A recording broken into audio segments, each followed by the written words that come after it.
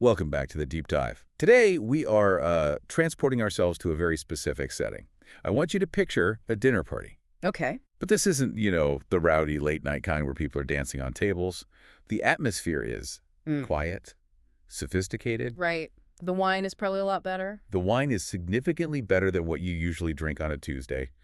And the conversation, it is intense.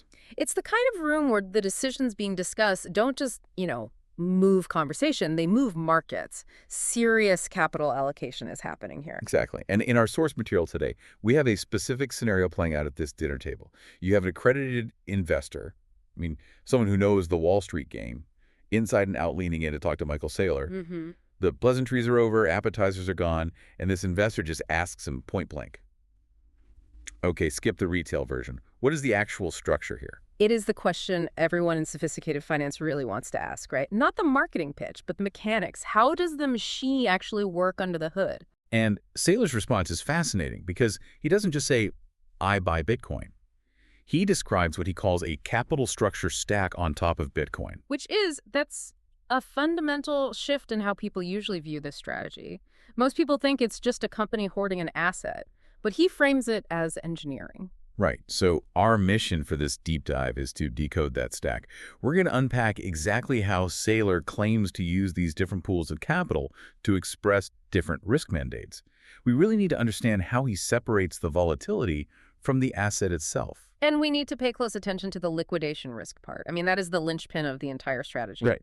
If we connect this to the bigger picture, most financial failures from, individual bankruptcies to global hedge fund collapses, they happen because someone is forced to sell an asset at the wrong time.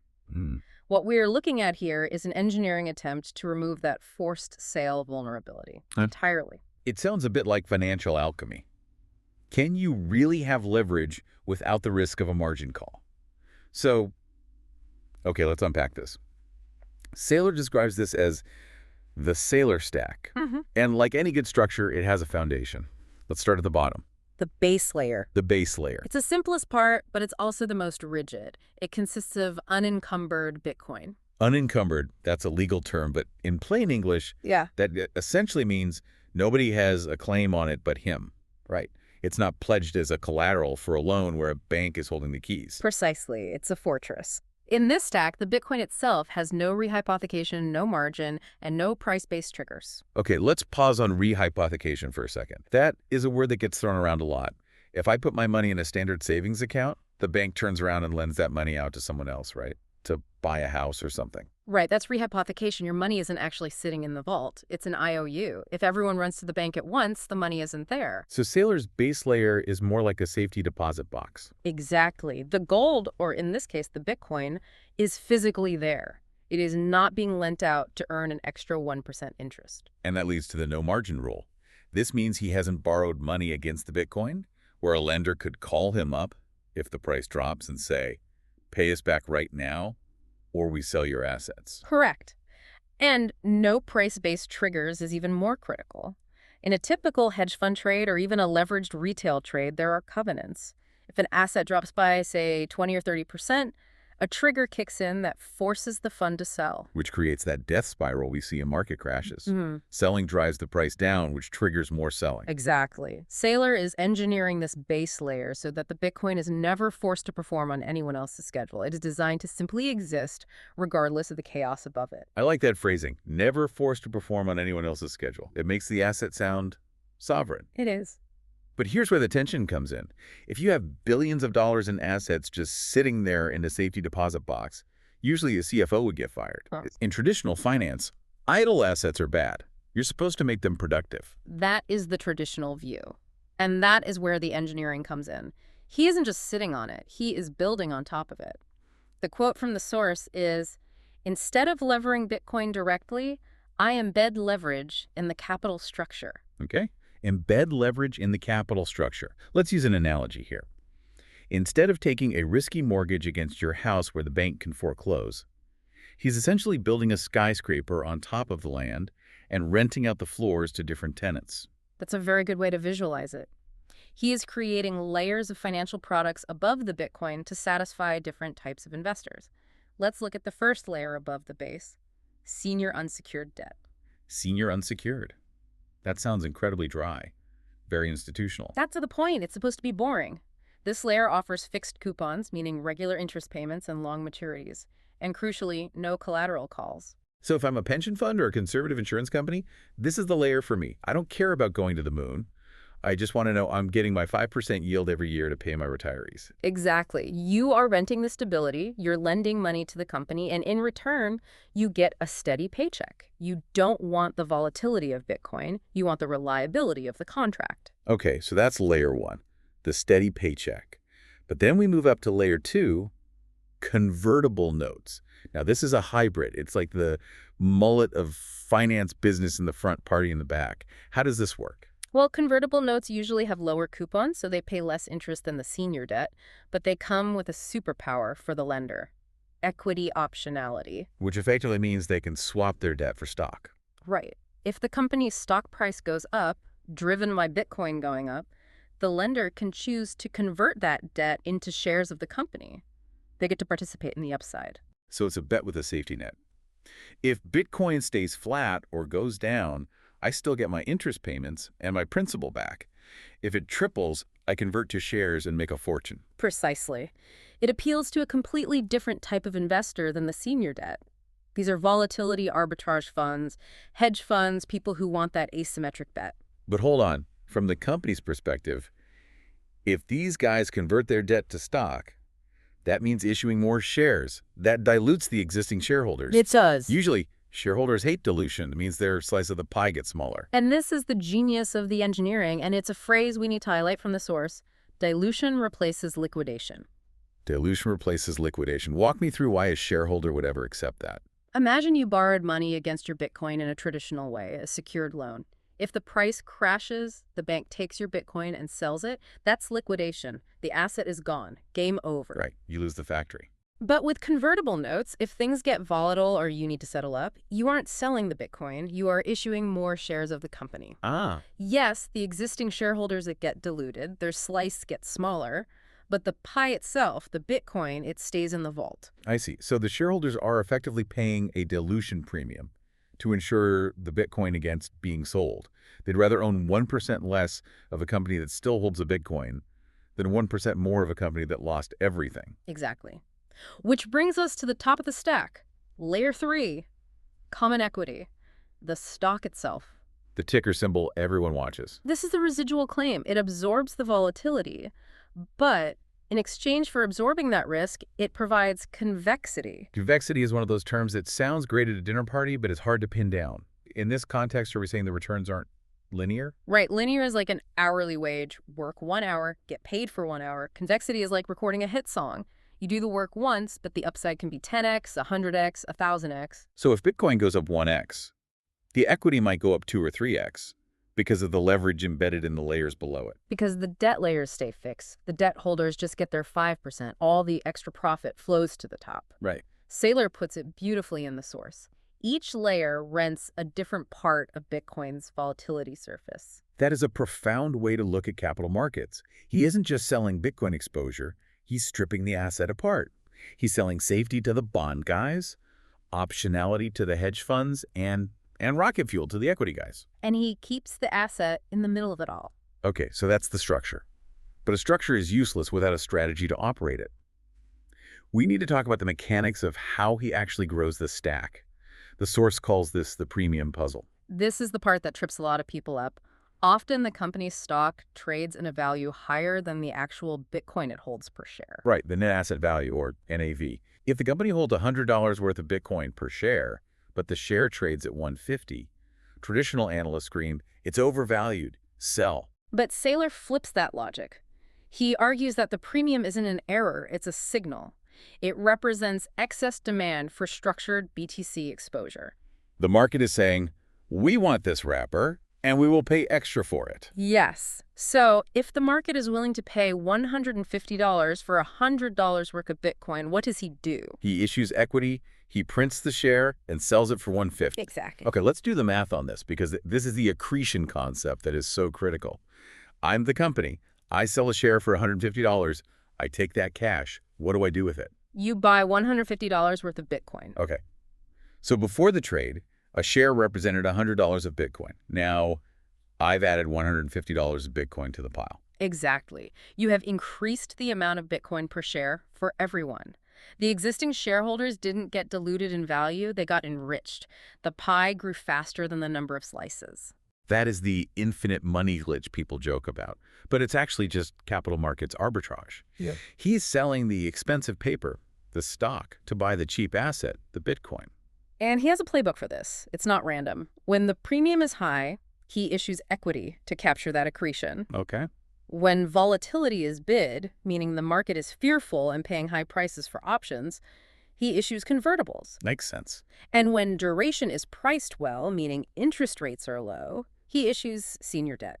He's basically a chef looking at the market's appetite. Oh, you guys are hungry for yield today? Here's some debt. Oh, you want to gamble on volatility? Here are some converts. He feeds the market what it wants, takes the cash, and converts that temporary market sentiment into permanent Bitcoin. That line really stood out to me, converting temporary demand into permanent Bitcoin.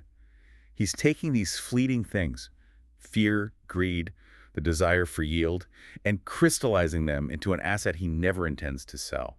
It's a mechanism for capturing energy. He's taking the kinetic energy of the capital markets, which is always moving, always fluctuating, and storing it as potential energy in the base layer. But this changes the game for the investor, doesn't it?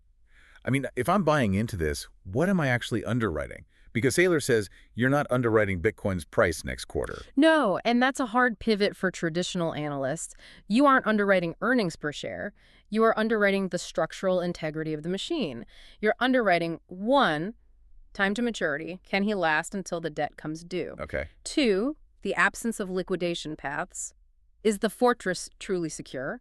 And 3, the market's willingness to fund convexity. Will people keep paying a premium for this?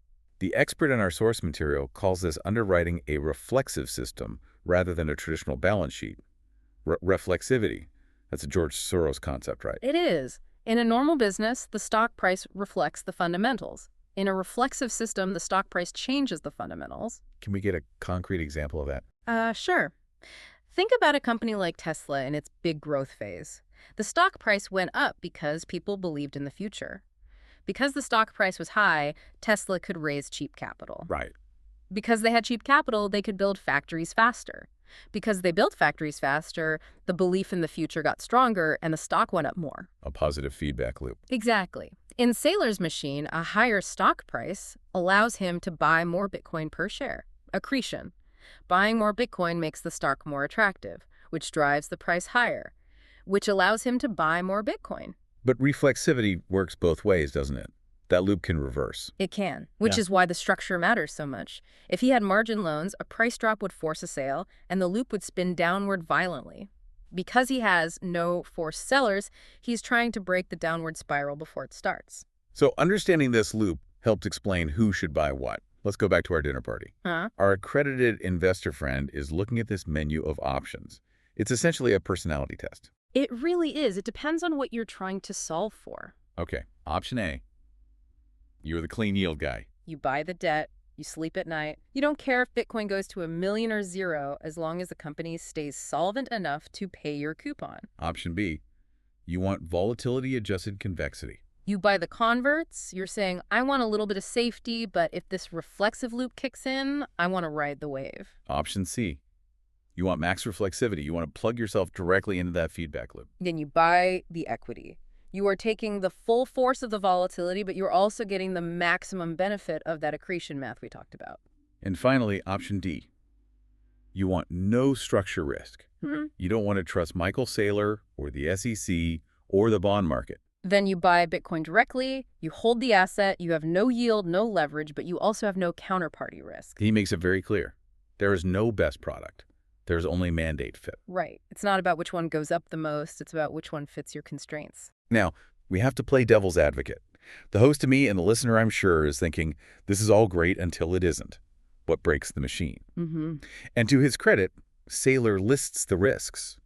But he says the real risk isn't price drawdowns. That's the most important takeaway on risk. If Bitcoin drops 50%, the machine doesn't break. It just waits. The debt is long-term. He doesn't have to sell. So what are the actual structural dangers? The first one is capital markets closing for too long. meaning he can't raise money to pay off the interest or roll over the debt. Exactly. If we hit a global depression and the bond market freezes for 5 years, he can't issue new debt to pay off old debt. He might have to sell Bitcoin then. Second risk, mistimed issuance. This is human error. Buying high and selling low, or issuing equity when it's trading at a discount to NAV. That would act in reverse. It would destroy value for shareholders. And the third one, which feels like the ultimate betrayal of the strategy, violating the no forced sale rule. This is the cardinal sin. If he ever gets greedy and takes out a margin loan or puts himself in a legal position where a judge orders a sale, the entire logic collapses. But the source concludes that as long as those constraints hold, volatility is a feature, not a bug. That's the mindset shift. For most investors, volatility is a threat. It's scary. For this machine, volatility is the fuel. It creates the premiums and the discounts that allow the engineering to work. Without volatility, there is no arbitrage. So we'd arrive at the summary, Saylor's view of what he is actually doing. He tells the table, I'm running a Bitcoin-backed capital markets machine. And here is the core trade. I sell time, yield, and optionality to different investors, and in return, I keep the Bitcoin. It's a stark realization. He is basically saying, I will give you all the traditional financial metrics you want, yields for the bond guys, trading options for the hedge funds, but at the end of the day, the scarce asset stays with me. He is leveraging the fiat system's desire for fiat returns to accumulate the non-fiat asset. He's using the paper to buy the rock. So let's go back to that dinner party for the outro. The wine is almost gone. The accredited investor friend has heard the whole pitch. The mechanics, the risks, the reflexivity. He nods, and then he asks the final million-dollar question. So, which layer are you buying? And this is the punchline. Saylor looks at him and says, all of them, but only one of them has no expiration date. Only one of them has no expiration date. That is a heavy concept. It forces you to look at the nature of ownership. Let's chew on that before we go. The debt has a maturity date. The converts have a maturity date. Even the company itself, corporations don't last forever. They merge, they go bust, they change. But the base layer, the Bitcoin, it doesn't have an expiry. It doesn't have a CEO. It doesn't have a shelf life. It's just code on a distributed ledger. So what does that mean for the modern investor? We are so used to thinking in quarters or fiscal years or maybe a 10-year bond cycle if we are feeling patient. It raises a provocative question. If you are building a portfolio for the next 100 years or 200 years generational wealth, can you build it on assets that have expiration dates? Or do you need something that just is? If the underlying asset is timeless, but the debt structures used to acquire it are temporary, you are effectively using mortality to acquire immortality. That is a deep way to put it. And that is the essence of the Saylor stack. Using the tools of the temporary financial world to secure a position in a permanent one. Whether you think it's genius or madness, understanding the engineering behind it is crucial for understanding this market cycle. Absolutely. It's not just about buying a coin. It's about capital structure architecture. We will leave you with that thought to mull over with your own glass of wine. Thanks for diving in with us. See you on the next one.